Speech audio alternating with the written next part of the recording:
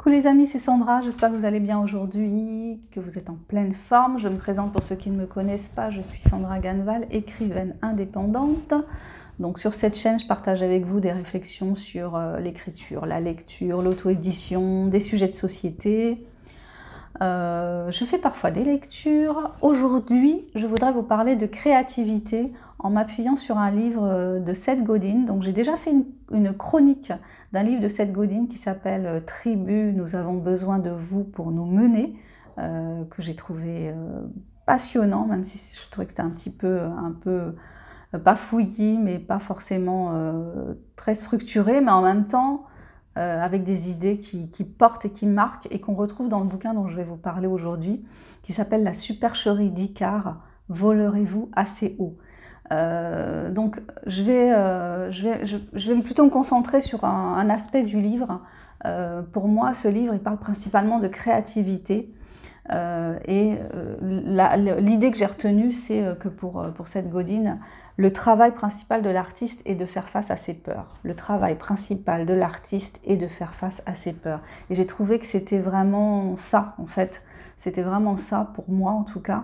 Je me souviens de le premier livre que j'ai publié en auto-édition.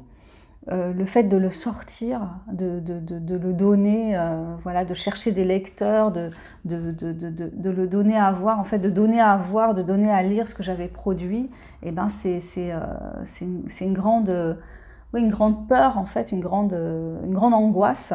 Moi, pendant des années, je n'ai pas pu, enfin, il m'était extrêmement difficile de faire lire ce que j'avais écrit. Même si, par exemple, à l'école, quand je rédigeais des rédactions, ça ne me dérangeait pas de... Enfin, il y avait cette espèce de cadre particulier, donc ça ne me dérangeait pas forcément que ce que j'avais écrit soit lu. Mais alors, à partir du moment où ça devenait quelque chose d'un peu plus intime, d'un peu plus personnel, et ben là, ça devenait vraiment compliqué. Il m'a fallu très longtemps, en plus de toutes les questions que je pouvais me poser quant aux personnages que j'allais créer, quant à leur couleur, quant à leur histoire. Voilà, donc en plus de ça. Mais vraiment, ouais, je trouve que la peur, c'est un peu le nœud, de l'histoire pour certaines personnes.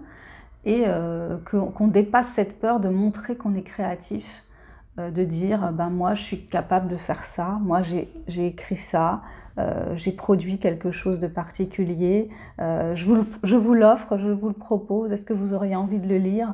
Voilà, et on est un peu dans... je pense que la peur aussi, elle est liée au fait qu'on est un peu dans la soumission au désir de l'autre personne. Il faut donner envie d'eux, il faut s'exposer, en fait, il faut s'exposer d'une façon plus ou moins directe, mais c'est quand même ça, quoi. Et l'écriture, c'est intime, enfin, il y a quelque chose d'intime dedans, surtout si ce sont des œuvres de fiction, il y a toujours des choses qui se... Tous les personnages sont un peu nous, les histoires qu'ils vivent ramènent à nous d'une certaine façon. Voilà. Après, bon, tout dépend de la façon dont on écrit. Voilà, il y a des gens qui ont des écritures peut-être plus neutres et d'autres qui ont des écritures où ils s'impliquent davantage. Mais il y a ce travail, oui, à faire autour de la peur. Et surtout quand on est auto-édité et qu'on a envie quand même de vendre des livres, ben après on se retrouve à faire des choses qu'on n'avait pas forcément prévues ou même imaginé faire pour faire connaître son travail. Donc j'aurais jamais imaginé par exemple faire des vidéos comme ça pour parler de mon travail d'écrivaine indépendante, parce que je revendique ce titre-là, écrire des articles, tenir un blog, parler de mon expérience. Je parle pas forcément de choses très intimes, enfin je mets une limite quand même, mais c'est vrai que je suis amenée à parler de choses dont j'aurais pas forcément pensé pour parler à des gens que je ne connais pas. Voilà, donc il y a toute cette... effectivement, je pense que le travail principal de l'artiste est de faire face à ses peurs. Et ce livre de Seth Godin, eh ben, je trouve que rien que pour ça, il vaut le coup d'être lu quand on est créatif, parce qu'il y a cet aspect-là qui est vraiment... c'est d'autant plus intéressant que lui-même est créatif, donc c'est un marketeur. Il a travaillé dans il a créé, je crois, diverses diverses sociétés qui ont vraiment cartonné. Donc c'est quelqu'un qui est vraiment doué dans le marketing. Donc il y a des petites phrases comme ça que j'ai notées, donc je vais vous les lire. Hein. D'autres ont déjà fait à peu près ce que vous êtes en train d'essayer de faire, et parfois, mais pas toujours, cela a fonctionné. Ce que je trouve intéressant, essayez et vous verrez. Donc je relis, d'autres ont déjà fait à peu près ce que vous êtes en train d'essayer de faire, et parfois, mais pas toujours, cela a fonctionné, essayez et vous verrez. Ce que je trouve intéressant, c'est que dans ce bouquin, il y a la notion d'échec qui est abordée, et c'est une notion dont on ne parle pas beaucoup. Voilà, on parle pas trop de ces échecs, c'est-à-dire que on va plutôt quand quelqu'un, en fait, c'est mal vu d'échouer, quoi. On a cette idée que si on fait quelque chose, il faut que ça marche du premier coup. On a dans l'idée des créatifs, voilà, le chanteur qui a chanté sa première chanson, qui a fait des millions de ventes, l'écrivain, il a sorti son premier bouquin et puis bam, sa carrière a été lancée. Mais il y a tous ceux qui sont, comme on dit, dans la longue traîne, qui ne se découragent pas, qui font, qui refont. Et ça, c'est important de faire, de refaire, de se dire que c'est pas parce que ça n'a pas marché pour la première que ça ne va pas marcher pour le prochain. C'est pas parce que ça n'a pas marché pour le prochain que ça va marcher pour le suivant. Et ainsi de suite, ainsi de suite. Alors, en fait, je crois que tout dépend de ce qu'on met, dans ce qu'on fait, de l'intérêt qu'on porte à ce qu'on fait. Voilà, moi je sais que même si ce que je fais ne se vend pas comme j'aimerais que ça se vende, je le fais et je le ferai de toute façon parce que pour moi c'est un besoin, c'est un truc que je pourrais pas ne pas faire, quoi. C'est vraiment, je crois que c'est au sens philosophique du terme, ce qui ne peut pas ne pas être, quoi. Pour moi j'ai besoin d'écrire, j'ai besoin que cet acte-là fasse partie de ma vie, donc je ne m'arrêterai pas. Voilà. Et donc il a une phrase sur l'échec que j'ai mal notée malheureusement. En fait, l'idée c'est qu'il faut intégrer le peut-être je vais échouer, peut-être vais-je échouer. Il faut l'intégrer dans nos objectifs, en fait. C'est ce qu'il dit, c'est que peut-être je vais pas réussir, mais ça ne m'empêchera pas de continuer. Je suis consciente que je peux échouer, mais je vais quand même le faire parce que c'est important pour moi de le faire. L'autre phrase que j'ai notée, l'art est un engagement envers un processus, une orientation, pas un résultat. Et puis, la phrase que j'adore, c'est « les critiques ont toujours tort ». Ça, j'aime bien. Pourquoi? Non pas parce que je refuse les critiques, que je rejette les critiques, que je pense que ce que je fais est tellement exceptionnel que ça n'a pas besoin d'être critiqué. Non, c'est pas ça du tout.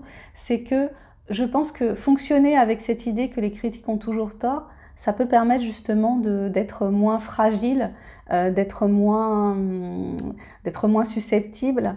Voilà, se dire les critiques ont toujours tort. Moi, je rajouterais les critiques ont toujours raison. C'est-à-dire quoi que tu penses de ce que j'ai créé, tu as raison. C'est parce que c'est ton point de vue. Donc c'est ça, c'est que quand quelqu'un critique quelque chose, il faut qu'il reste à sa place, qu'il faut qu'il soit à sa place. C'est-à-dire que moi, si j'ai pas aimé quelque chose, je dois dire « je n'ai pas aimé ». Par exemple, je n'ai pas aimé 50 nuances de gris. Je n'ai pas aimé, j'ai écouté le début parce que je l'avais pris en audio, j'ai écouté le début. Je n'ai pas aimé, je n'ai pas accroché, mais je suis capable d'accepter que d'autres personnes aient aimé ce livre, que ça leur ait plu, qu'ils se soient éclatés en écoutant ou en lisant ou en allant voir ce film. Donc voilà, quand on critique, on parle à sa place, et ça c'est important. Et quand on est créatif et qu'on reçoit des critiques, il faut quelque part arriver à se protéger pour ne pas être effondré par les critiques. Parce que c'est pas parce que souvent on a 10 personnes qui vont nous dire que ce qu'on a fait est super, et puis il y a une personne qui va arriver avec ses gros sabots monstrueux et nous dire « Ah, c'est nul, c'est mauvais ». Et voilà, et on va se focaliser sur la personne qui a dit la chose négative, au lieu de se rappeler que y a 10 personnes qui ont adoré ce qu'on a fait. Donc, prendre de la distance se dire que, enfin moi ce que je me dis c'est que de toute façon, quoi que les gens pensent de ce que j'ai créé, ben, je le ferai de toute façon, quoi. Voilà, je prépare mon prochain livre, j'espère qu'il sortira avant la fin de l'année. Et ben, quoi que les gens disent de ce que je vais proposer, ben, je vais le proposer quand même. Donc, je ferai face à ça, je ferai ça face à ce que les lecteurs que j'aurai diront de ce que j'aurai écrit.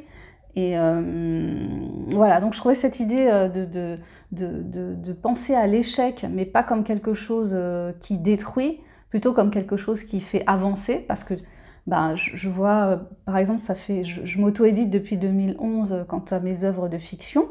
Et ben voilà, depuis 2011, ben ça commence à faire un petit bail quand même. Voilà, donc je ne désarme pas, quoi. Je me dis, bon, ben, je vais sortir le prochain bouquin, peut-être ça va marcher, peut-être ça va pas marcher, mais c'est pas grave, je continue à faire à ma façon, avec ce que je suis, avec ma personnalité, avec la façon dont j'évolue au fil du temps. Je m'aperçois que ça m'a fait énormément évoluer cette activité en tant qu'être humain, en tant que personne, que ça m'a donné beaucoup d'assurance, que ça m'a fait du bien en fait, que ça m'a amené à faire des choses que j'aurais pas faites si je m'étais pas lancée là-dedans. Voilà, donc j'ai encore beaucoup de chemin à parcourir, mais je trouve que j'ai beaucoup avancé. Donc voilà, rien que pour ça. Je pense que, oui, voilà, intégrer cette notion d'échec, mais pas d'une façon négative comme on a tendance à le faire, c'est très très important pour pouvoir justement continuer à avancer et ne pas trop souffrir, on va dire, parce qu'on souffre quand même un petit peu, ne pas trop souffrir et ne pas s'en vouloir, quoi, respecter tout ce travail qu'on fait, se respecter en tant que créateur, en tant que créatif. C'est vraiment capital pour survivre, quoi, je dirais, quelque part, pour survivre à l'échec, on va dire. Voilà, l'échec, ça fait partie du jeu, en fait. Échouer fait partie du jeu. Voilà, bah écoutez, est-ce que j'avais une autre phrase que j'avais notée? D'autres ont déjà fait à peu près ce que vous êtes en train d'essayer de faire, et parfois, mais pas toujours, cela a fonctionné. Essayez et vous verrez. Voilà. Bon, bah écoutez, je vais m'arrêter là. Merci si vous êtes allés jusqu'au bout. Je vous souhaite une excellente journée, soirée. Si vous avez envie de vous abonner à ma chaîne, n'hésitez pas. Ça me fait toujours plaisir d'avoir un nouvel abonné. Ça donne de l'énergie pour continuer. Si vous avez aimé la vidéo, un petit pouce vers le haut sera le bienvenu. Si vous ne l'avez pas aimé, ce n'est pas grave, on ne se quitte pas fâché. Je vous dis à bientôt pour la prochaine vidéo. Bye bye.